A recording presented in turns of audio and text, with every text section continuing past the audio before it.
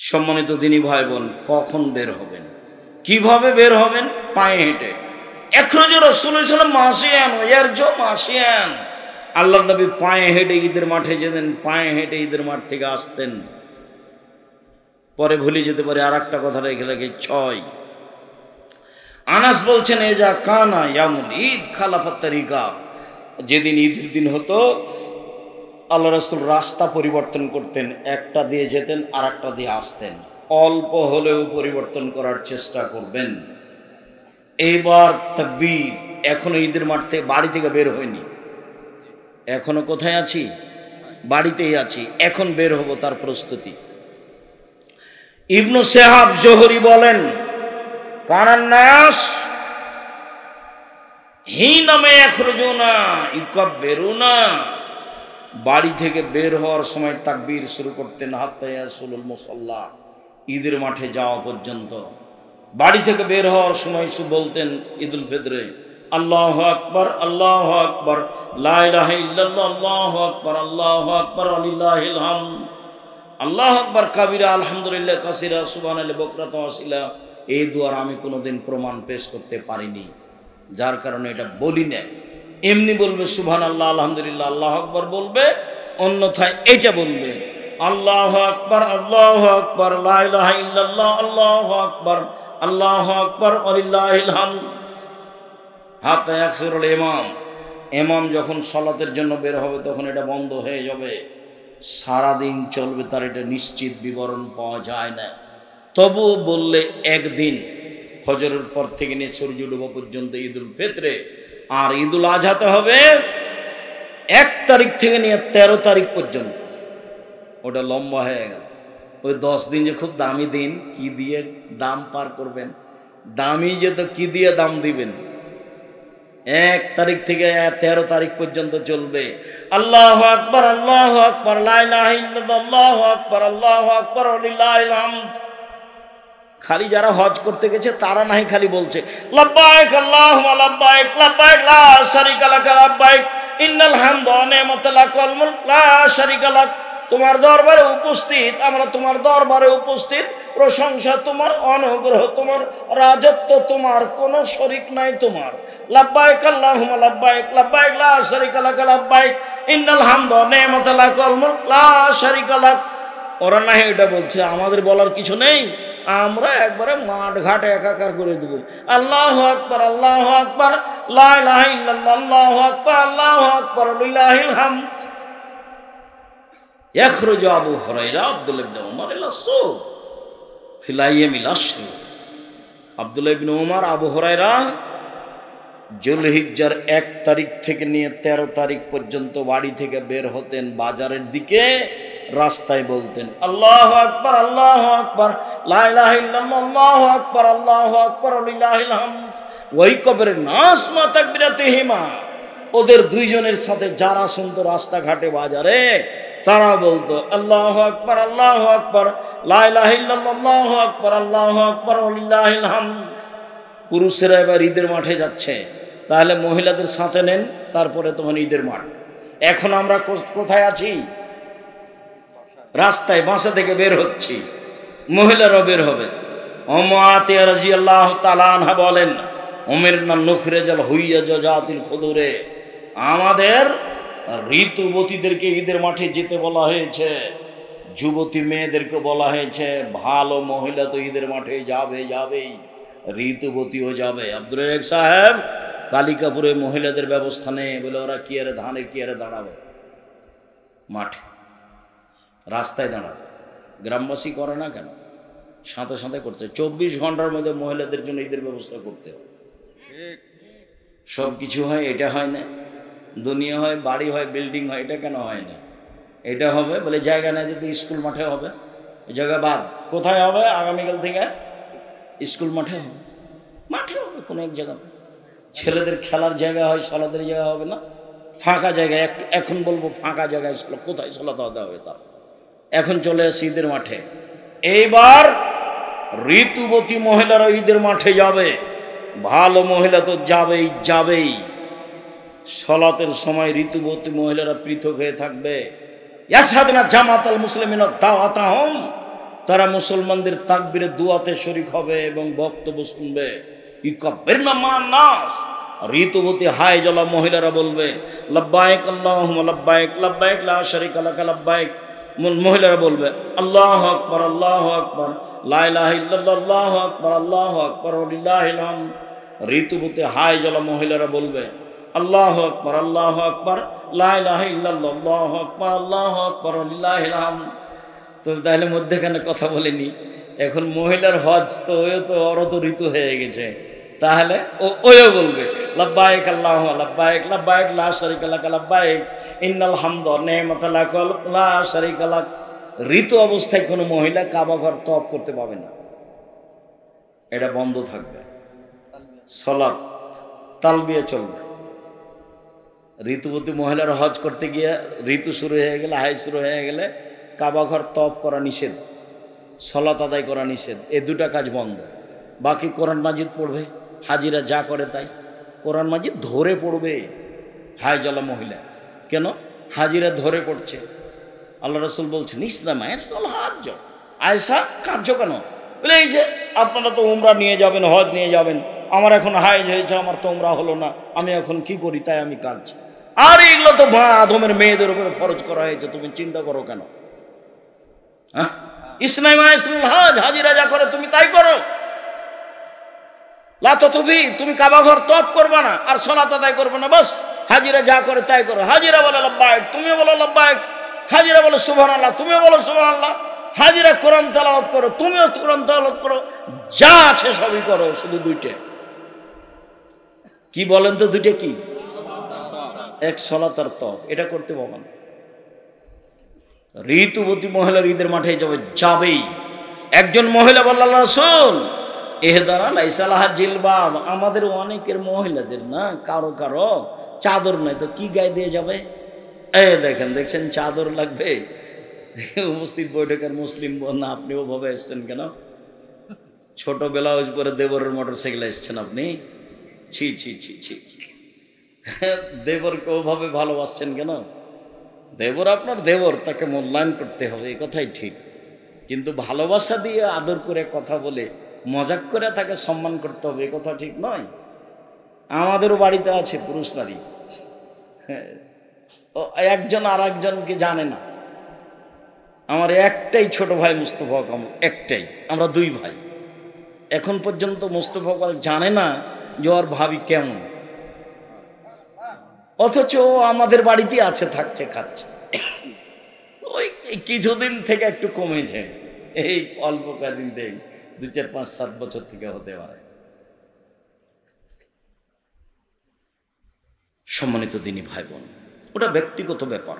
যখন মানুষ নিজ স্বাধীনতা, নিজের মান সম্মান বিবেচনা করে কোনো মহিলা, তখন সে পথঘাট বের করে নেয়। কোনো মহিলা যখন নিজের পর্দাকে নিজে রক্ষা করব মনে করে, তখন কি করে নেয়? পথঘাট বের করে নেয়। কিছু কঠিন হতে পারে, হয় স্বাভাবিক। সম্মানিত দিনী ভাই বোন, কোথায় আছি এবার? ঈদের মাঠে। ঈদের মাঠে এবার চলেন, ঈদের মাঠে যাই। ইখরুজু রাসূলুল্লাহ সাল্লাল্লাহু আলাইহি ওয়াসাল্লাম ইলাল মুসাল্লা তুহমালুল আনাজা, একটা লাঠি সাথে নিয়ে যাওয়া হতো। ফানসেবা বাইনা ইয়াদাইহি, লাঠিটা সূত্রা হিসাবে গেড়ে দেওয়া হতো। ফাইসাল্লি আলাইহা, আল্লাহ রাসূল সেই লাঠির দিকে মুখ করে সালাত আদায় করতেন।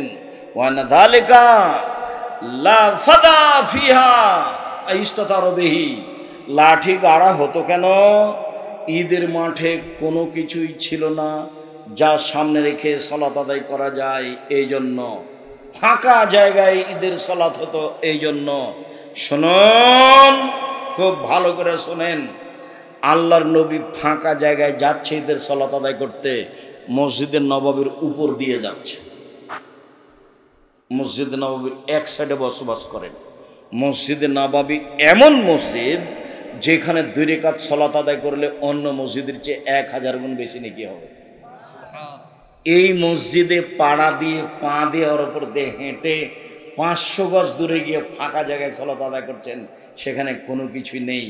অতএব ঈদের মাঠকে বাসর ঘর করে সাজানো হারাম।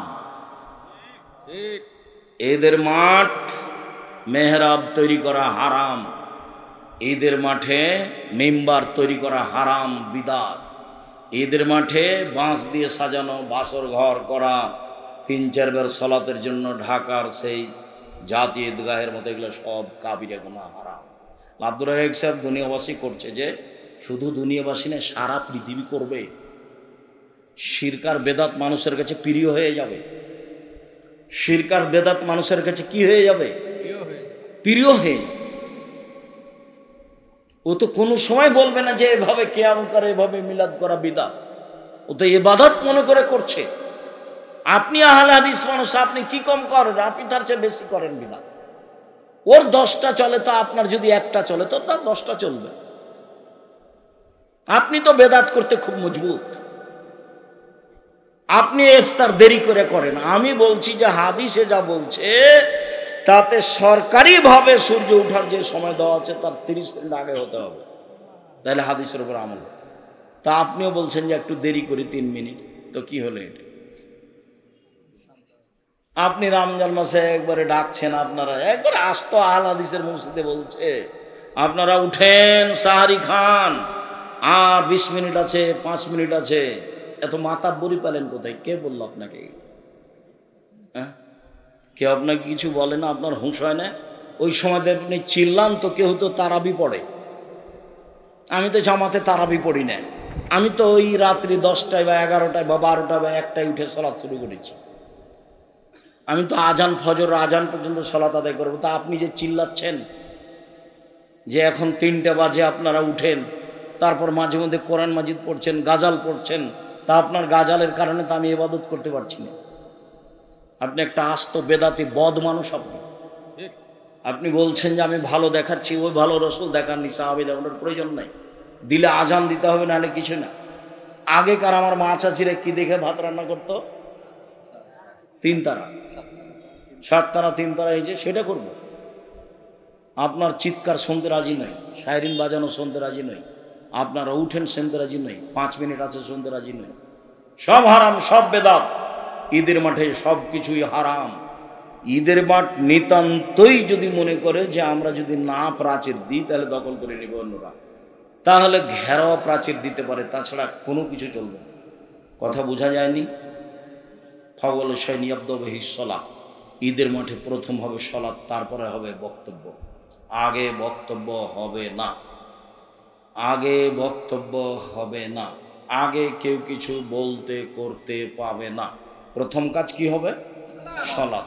সালাম ফেরার পরে ইমাম মুক্তাদিদের দিকে মুখামুখি হয়ে বক্তব্য দিবেন।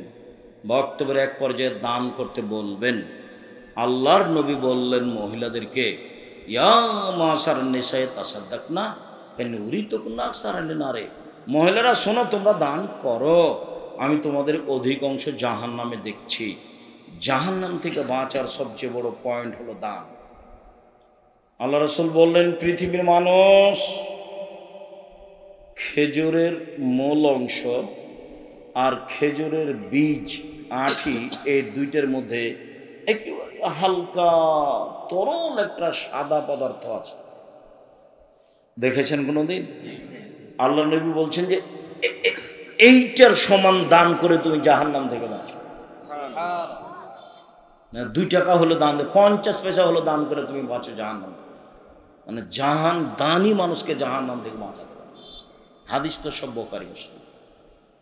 এবার শেষে চলে আসলাম। আজকের মতো আজলা শেষ করতে চাইছি। দোয়া হবে না কিন্তু সালাত শেষে 2 রাকাত সালাত আদায় করে বক্তব্য দিয়ে সুবহানাকাল্লাহুম্মা ওয়া বিহামদিকা আশহাদু আল্লা ইলাহা ইল্লা আনতা আস্তাগফিরুকা ওয়া আতুবু ইলাইক চলে যাও। মাঠ ছেড়ে দিবে। হাত তুলে দোয়া হবে না। হাত তুলে দোয়া করা সবাই মিলে বিদআত। সারা দুনিয়ার মানুষ করলেও বিদআত, একাই করলেও বিদআত। হাত তুলে দোয়া করা ব্যক্তিগত ব্যাপার। যেটা বললাম সালাতের ব্যাপারে সেটাই করতে হবে, এটাই নিয়ম।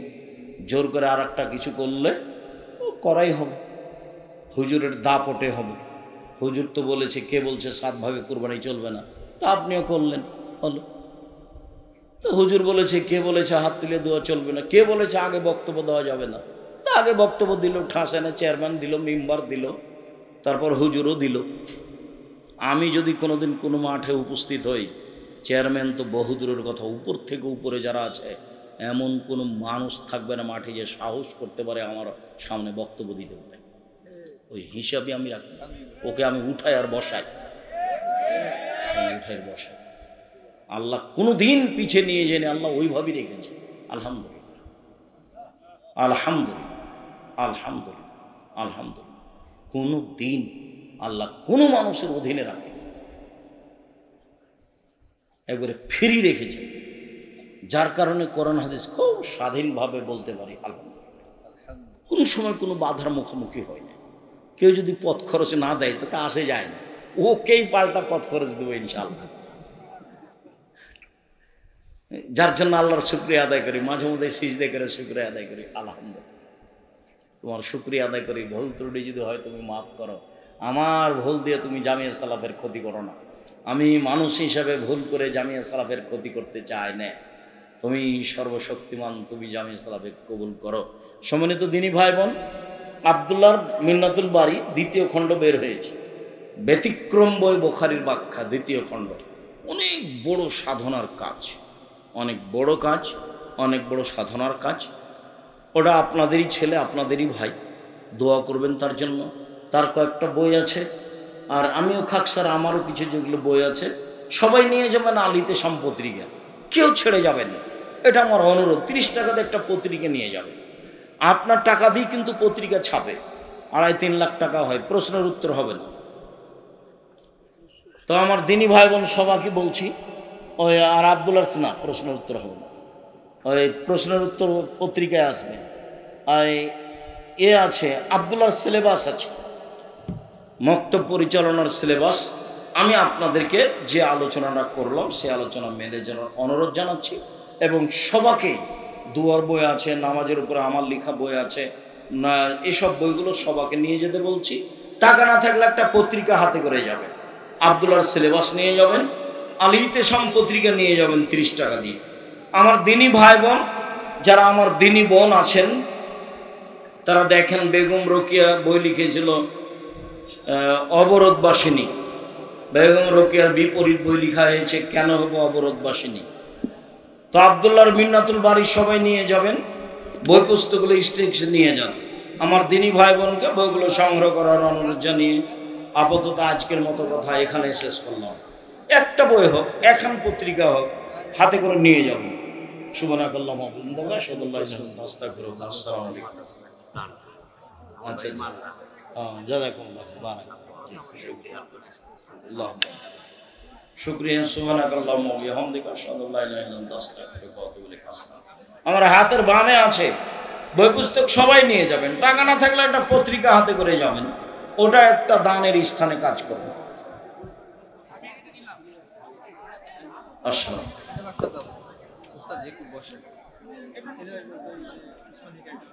আমি বসে আছি, আমি উঠবো না কিন্তু। সামনে দাঁড়িয়ে কিছু প্রশ্ন মিডিয়া তো সব